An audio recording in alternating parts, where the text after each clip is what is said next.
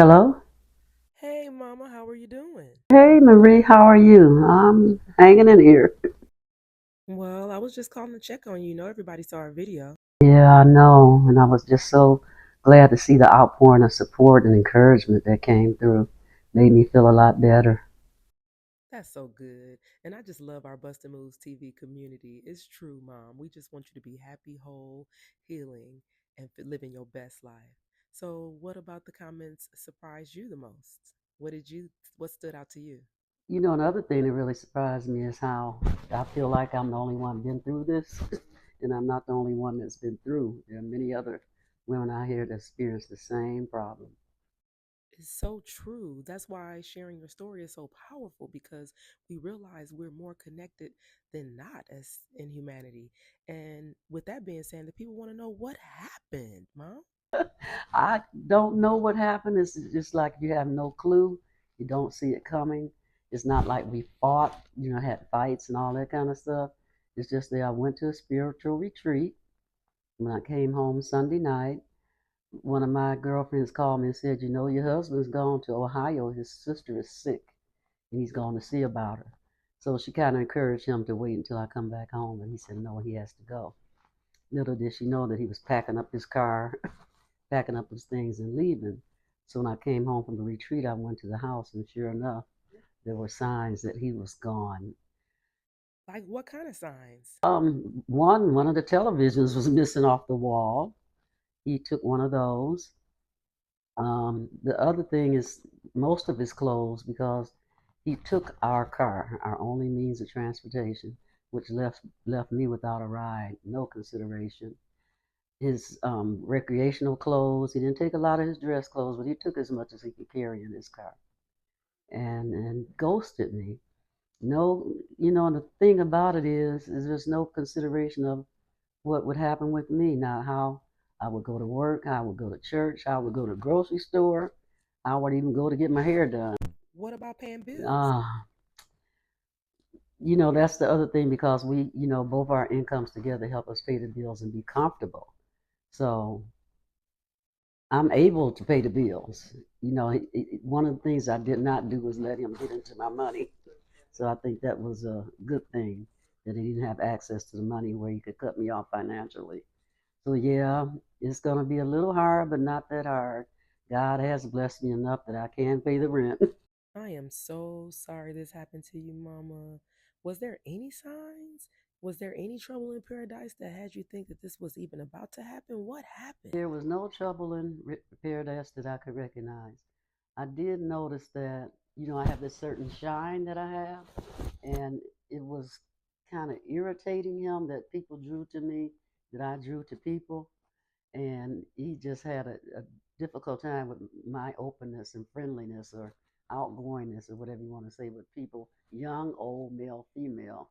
He thought there was a sign of disrespect when all I'm doing is letting the light that God gave me. Oh, so he didn't like you kikiing with the men? Now talking to the men, women, children. You was flirting with No, the I men? don't flirt. I don't even know how to flirt. I would, if they speak, I speak back, and he's with me, so how am I being disrespectful if I'm speaking to men and women or the babies, and he's with me?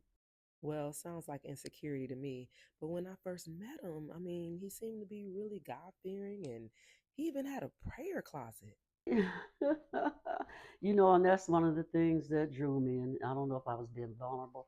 I don't think I was being vulnerable. It's just that I know, well, I thought I knew that the person that is genuine, that that's a real man, that treats me like a queen, has the love of God in his spirit, all that there was what sold me. Is that what's got me? And I knew that he was very, very, very sincere. He had a love of family. He had the love of people. The same, people thought we were brothers and sisters. Yeah, that's why you really had no reason not to trust him in the beginning. He had been there for so He was long. there for 9 years and had the people in the community. He was always there for them. He was like the king of the building. And then as time went along, he had this, I don't know what I want to say. It was a thing about himself being a man and himself about being a king. He said that he needed to be somebody with somebody that respect him as the man and the king that he is, which means that a woman can't tell him nothing. I didn't know that, he had this strong feeling about what a man and a woman does and doesn't do. I wasn't being I don't have a disrespectful bone in my body, so I don't know how or where he got the feelings I was being disrespectful. One of the things is he never talked to me about his issues, but he did talk to, another male friend of his. And then since he's gone, he's been telling me the things that he was telling me him about me, and none of them were true. Like there's two sides to every story, but his story was one sided to make him look like the victim. Well, there are three sides to every story, and God's side will prevail. Yeah, and God's side did prevail because he removed him out of my life. Another thing that happened is a year into your marriage, he had a stroke. Yeah, he had a stroke in August of last year. It was a mild one because he came out of it, no physical disabilities or anything like that. He had some memory problems, but mostly he wasn't on medication or nothing like that. They just released him and let him go. So, do you think the stroke has anything to do with this? It's possible. Did he change much after the stroke? I didn't see him change that much, except for he couldn't remember a lot of stuff. But I didn't see him change that much after the stroke. Oh, well, he obviously didn't display this in the beginning. When do you think it started? I think he just felt it as time progressed, and as and it's like you have a certain spirit and they want to change it. And I think because God in me, you can't change the God that's in a person. And the more he tried to change, the more he was failing. And I think that's where he began to feeling like he wasn't being respected as a man or a king. Well, Mom, I just want you to know, even with all that, this is not okay. He abandoned you. You went on a church trip and came back and he was gone. That's just plain abandonment, and it is not okay. You did not deserve I this. sure didn't. It took me totally by surprise. I mean, totally and completely. I was in shock. I had no idea the things that was going through his mind, the, the images of me that he was making up. Like I said, when your light shines and he's trying to dim that light, and nothing he did would dim it, I was still being myself. And I think he just finally got frustrated and said that she's not for me. I am so sorry, Mom. I know you came into this marriage wholeheartedly and wanting to be the best wife and wanting to have the best husband. You even told me you'd never been loved like that. Yeah, I didn't. That was you were talking about him being the king. He came with that king mentality, that not the king dictator mentality that I thought, but he treated me like a queen. He treated me good. He opened doors for me, bought me flowers. The typical courtship and then marriageship reactions that made me feel good. But then as time went along, he withdrew more and more. Well, I saw it strange when he decided to up and move y'all to another place without your permission in less than a year of y'all being there. We've been married a year and a half. He was living in his current apartment for 9 years. And then we just moved to a new apartment 2 weeks ago. So we haven't been in there 2 weeks and he's gone. Yeah, it seems like he had that planned. And that's just terrible, Mom, you know. But how are you doing? I really hate to see you hurting and going through this. You deserve the world, beautiful queen. And I just want to know how you doing. I know you're strong, but how are you really? It's a check-in. And that's the hard part because I'm always trying to be strong and not feeling weak and vulnerable. But I really feel very weak and vulnerable in this moment because I know there's not a disrespectful bone in my body. I know how to treat people. I know how to treat my husband. I know how to treat people in general. And I always look back and try to see what did I do, what could I have done? And I look at my actions and I'm like, I haven't done anything. So that kind of hurts me a little. So I feel like maybe I failed. Why did he leave? Is it something that I actually did on purpose? Because I know I didn't do anything on purpose. Yeah, that's a typical reaction, but as you heal, you're going to realize more and more that that was a him problem, and God is going to deal with that. And one thing about it is you have a pure, open heart, and don't ever lose that. Keep your heart open. If somebody takes advantage of Yeah, that, because it just started revealing in nature. When we be out in public, if I speak to somebody he'll later on say, "Why are you speaking to these people?" We go to church. Why are you speaking to the deacons? I mean, everybody in church speaks to everybody in church, but it was just this thing about I don't know. Well, it's truly a blessing. God got him out of there because I'm just so proud of you for just being true to yourself. And I think he realized real fast that you was not about to not be Yeah, doors. that was it. Not to be the person that I am, and I'm very outgoing. I do nothing to disrespect. I don't even have disrespectful actions. And everybody that knows me says, "I've seen you treat him like a king. You're always there. You cook for him and clean and just do everything." And so that's when I started questioning myself. Well, maybe I didn't cook enough, or maybe I didn't clean enough, or then I have to say, well, no. Sometimes it's just not your fault. It's just the other person's insecurities and wanting to change. You know who God. I tell them when people speak to me, there's a saying about your spirit draws people to you. Men, women, children, babies look at me in public and look at me, and they already see my spirit. So I can't shut my light off. I can't shut it off. But I'm definitely not making it shine where I'm trying to outshine him. And it's never been my intentions at all. Woo, talk about what's the best that can happen and God's protection. I just want to thank you for using your voice, for not suffering in silence, for being a woman who speaks up and speaks out to help herself and others and me and our generations. And I just want to thank God that He did move you closer and that you were 40 minutes away and now you're right up the street and I can be here for you because I thank God for moving me to Atlanta. What if I was still way out and not able to get to you? It just would have been so bad. So I'm grateful. You're 3 hours away, you would have been. Now you're only 20 minutes away. And it makes it so much easier. But it's just so hard because I wanted this relationship and this marriage to work. I was in it for the long haul. I was like, I finally met the man that loves me for the woman that I am. Well, you have taken your power back. You are telling your story, and that is the most powerful thing you can do. It is so encouraging, enlightening, and it's inspirational to have a mom who is the example. You are not going to be quiet and silence yourself. You are going to help yourself, others, the family. I've watched you be a blessing to our fathers, to our family, to your grandchildren, and now your great grandchildren. And there is so much power and love, inspiration, resilience packed in your story. And I'm so glad that you're wanting to tell it. I'm so glad that I have a platform for you to share it. Will you? I know, and I'd be so very happy to share my story. And just like the part one of the things that we've already put out to the public and the comments we've been getting back. And then you know why you have 99% positive comments, there's always that 1% comment.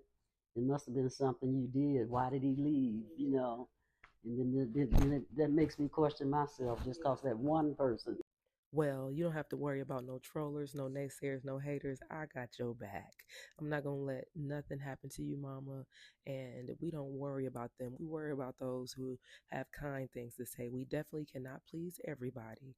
I've been doing this a long time. I get that kickback every day, but it does nothing but make me stronger because I pay attention to those who I am helping, and it's plenty. What's the best that can happen? The best that can happen is that I get better, that I can heal.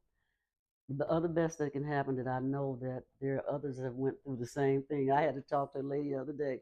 She said, and when your story happened, it made me think back. I went to a spiritual retreat.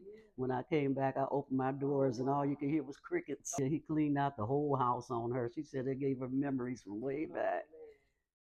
Well, that's good. You're giving a voice to those who didn't have it at once. Because one thing about it, a con man, an abuser, an accuser would love for you to go tuck your tail, be silenced, and don't tell nobody so that they can get away with what they got going on. But not today. And then there's no healing and peace.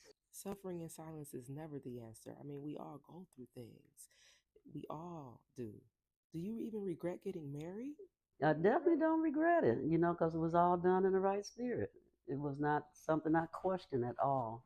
I don't regret it at all. I just regret the fact that it didn't make it. I regret that it didn't. especially not even 2 years. It was God's protection because what if it would have been 10 years, Mom? 10 years of me by being silent, being in this abuse, and then it would have probably wound up being physical, Exactly. God blocked it because it could have continued on to. conforming to what he wanted me to be. Because there's a script, in the scriptures it says the man and the one, we come from the real, but it's not for him to control us, or being submissive doesn't mean being a slave. So I know I was submissive, quote unquote, but not like where he's the man, everything I say goes. And I don't think that's the way the scripture meant for it to be. He's the king. He rules, but I think a king is more like a leader, more than a dictator. That he's the protector and a provider, and not wanting the queen to just be at his beck and call, or be at his feet. Well, you are a queen and you are to be protected at all costs. And I got you. I'm going to protect you at all costs. And oh, Mama, this thing made me so mad. Ooh, you don't know. Oh man, that upset the whole. And even his friends, people like that are upset because they can't believe that he did that. And quote unquote, to such a beautiful, spirited person as you are wonderful. You're supportive. We've watched y'all together, and we watched how you've been wonderful and supportive to him. Well, bad things do happen to good people. People think that if you're just good, you won't go through nothing. But it rains on the just and the unjust. That's for sure. That definitely doesn't mean that. And in taking it all into account to myself, I am getting to that point now that I don't want to blame myself. I don't want to say, oh, it's all my fault. Because because I've always been positive, I've always been supportive, I've always done what people need to do to help uplift their spirits. I've never been one to crush anybody's spirit, but to be strong and uphold them. Yeah, it's basically people pleasing. And it's okay to want to help others, but not to the detriment of your own self. And I have watched you with the family, with the community in general, just people in general. You just give so much of yourself till you have nothing left. And I want to see you live your golden life, your best life. I want you to give to you, pour into you. I want you to heal fully and live your golden life. It is your season. It's your time, Mama. You deserve it. And I want to know if I can come on this journey with you. You most certainly are welcome. The doormat is open for you to step right on in. I'm glad you say that because I don't do for myself. That's why that shocks me too, because I'm always doing for everybody else, never for me. It's always what I can do to please and make sure everybody else is all right. And I was doing that for him, so I don't get it. Well, this happened, but it didn't destroy you. And we're going to take it back because this is not where it all started. You know, this was the thing that catapulted you out of silence. But we're going to go back. We're going to go back to 1948. We're going to go back and talk about 76 lessons. Abandoned but not broken. Because one thing's for sure, we know that this is just not about this marriage with Ron Newton. We found out that he had done this to several other women. Yeah, I'm not the first victim. So we know that was just his MO, and now it's time for us to go and move on. And good, because I would rather, while we do this series, that we don't focus on him, that we talk about him now and then move forward and talk about other things that have brought me this far, and to help encourage other people out there that what life brings you is what you put in it. And sometimes what you put in it don't come out like you want it, but that's the devil. And he is here to destroy. And, the God is much stronger. I've always had God in me, and I'm not letting that go. This little light of mine, I'm going to let it shine. Hey, everywhere I go, I'm going to let it shine this little light of mine, all over the world. I'm gonna let it shine. Let it shine. Ain't that the truth? Well, get ready to let your light shine, beautiful, because the world is ready to hear from you. We are gonna share the life testimony, your wins, and everything in between. I can't wait either. I can't wait to share my story.